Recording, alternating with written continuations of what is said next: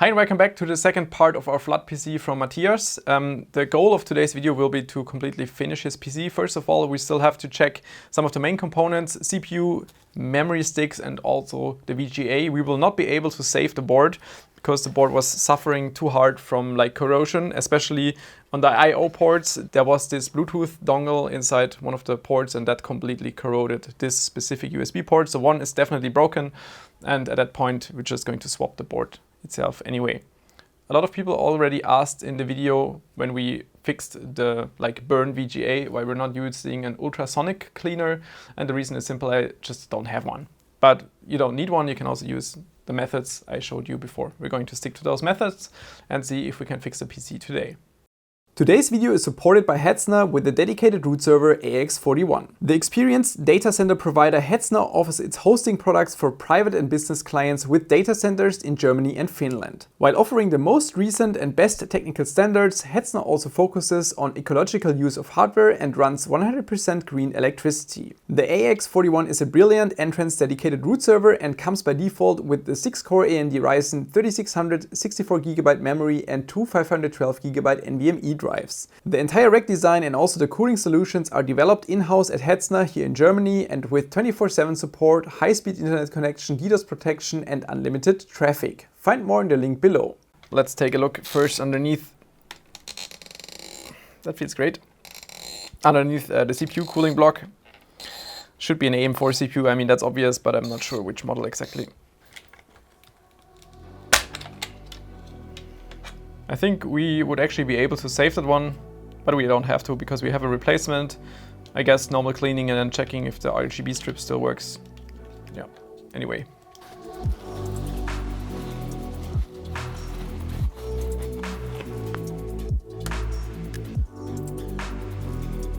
Socket, yeah, doesn't look that great. I guess it would be possible to clean this as well, but luckily we don't have to. A 5900X is absolutely worth saving, and I'm pretty confident that the CPU is still alive.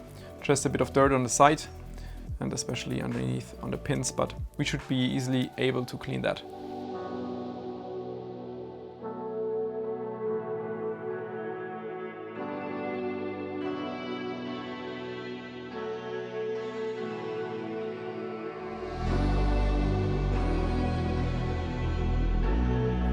One of the main risks with those CPUs is the fact that it's not entirely sealed off. We have this silicone glue that's surrounding the PCB and sealing off the IHS to the PCB. And there's this tiny gap right here. And there's always a risk that some of the fluid or water could enter down there. That's the reason why we're going to put this one inside the oven at about 120 degrees Celsius for about 1 hour. While the CPU spends some time in the oven, we will continue with the probably worst part. Just by looking at the back of the card, you can straight see that this is heavily corroded. If you check out the retention backplate right here, it's extremely corroded. All the aluminum parts right here, it's coming off. I'm not sure how it will look like underneath.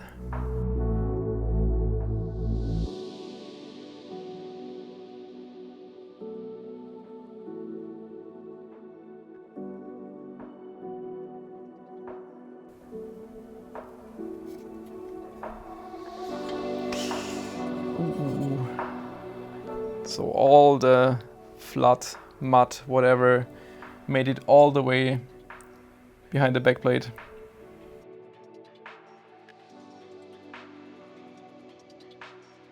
I don't think we have to talk about the cooler. This will move to the trash anyway. As stupid as this might sound, the card actually looks alright. I mean, this is just dirt, right? So we're going to scrub that off in a second. But apart from that, it looks okay-ish. Just have to remove all this, yeah, dried up stuff and then should be alright.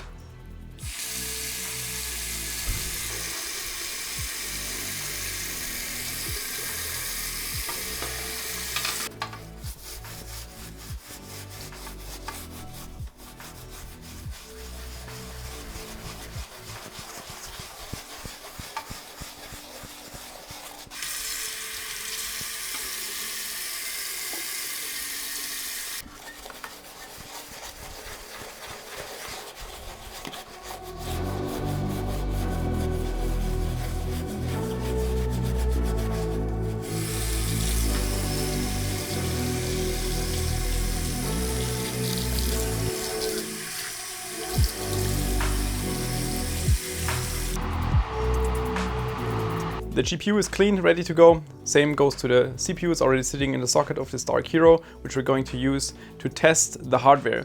I also started dismantling the memory kit. He originally had those G.Skill Trident Z Neo kits, which are also great memory kits. The only downside is that, yeah, I can open them once, but due to the water and everything inside, those sticky pads, they're ruined. They don't work anymore. So we could use like the blank sticks. If I would clean them, pretty confident that they would still work. But we would have to use them without the IHS and without anything, which doesn't look that great. So Corsair provided this Vengeance RGB Pro SL kit, 3200 C16. It's already in there. It's going to be a good replacement. Let's check if CPU and GPU still work. That looks very promising. The way the debug code is reacting, CPU should not be damaged.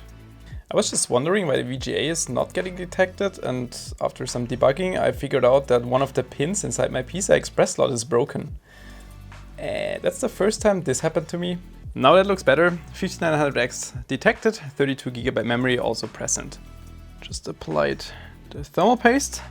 As you can see, the card is attached to a riser cable, which is attached to the Dark Hero with the broken pin, but we're going to use the second PCI Express slot, which is only featuring X8, but that should be fine. I mean, just to detect if the card is working, that should be okay. And we're using this liquid nitrogen container, just as some buffer mass. And then check if the card is still working, but pretty confident it is.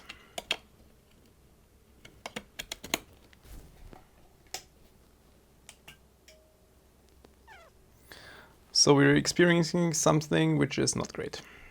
Whenever I press the power button, I immediately hear a click inside the PSU, which is indicating that there is a short somewhere.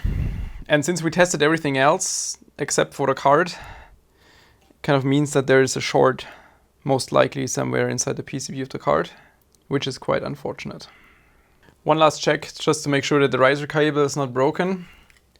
I mean, what else are you going to use as a buffer mass to make sure that the GPU doesn't instantly die than using an Intel Xeon CPU?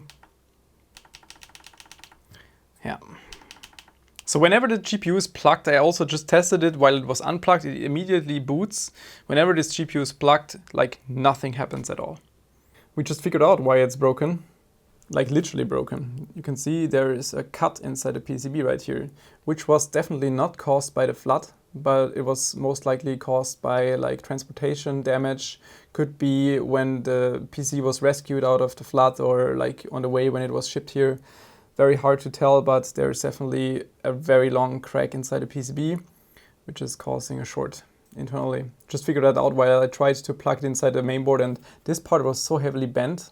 I didn't even see it before, but it was so bent that it wouldn't fit inside the PCI Express slot of a different board. I started pre-assembling the bundle. As you can see, it's on the new mainboard, which is a B550XE gaming Wi-Fi, new ATX board from ASUS. I also added his two SSDs already. And because some people were concerned about the data on his SSD, they said it might fail any second.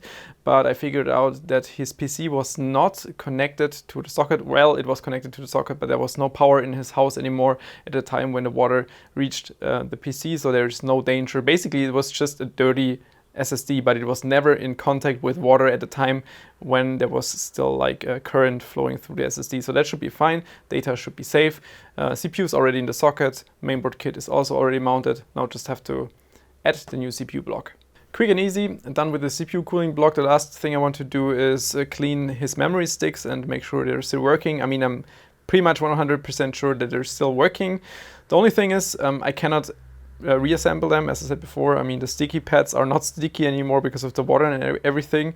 But I mean, if you consider that everything would be cleaned and you would add new of those sticky tapes, pads, whatever, then you should be able to reassemble them. I will just give the sticks back to him and make sure that everything is clean, the heatsink is clean, and then he can get some new sticky thermal tape, pads, whatever, and reassemble them if he wants to.